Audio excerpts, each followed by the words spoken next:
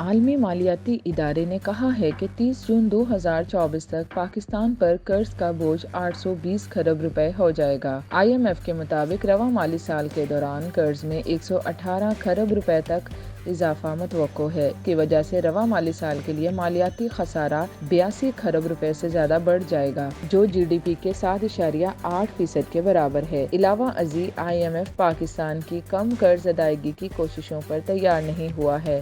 ملکی اور بیرونی قرضوں پر ادائیگی 86.27 کھرب رہنے کا تخمینہ ہے، جبکہ اگلے مالی سال کے لیے قرض ادائیگی مزید بڑھ کر 96 کھرب تک جا سکتی ہے۔ دوسری طرف عالمی بینک نے خبردار کیا ہے کہ پاکستان کی معیشت کو 2050 تک شرح نمو میں 18 سے 20% کمی کا سامنا کرنا پڑ سکتا ہے۔ عالمی بینک نے موسمیاتی تبدیلیوں پر پاکستان کے بارے میں رپورٹ جاری کر دی، جس میں کہا گیا ہے کہ پاکستان کی شرح نمو کو موسمیاتی تبدیلیوں اور اسموگ سے خطرات لاحق ہیں۔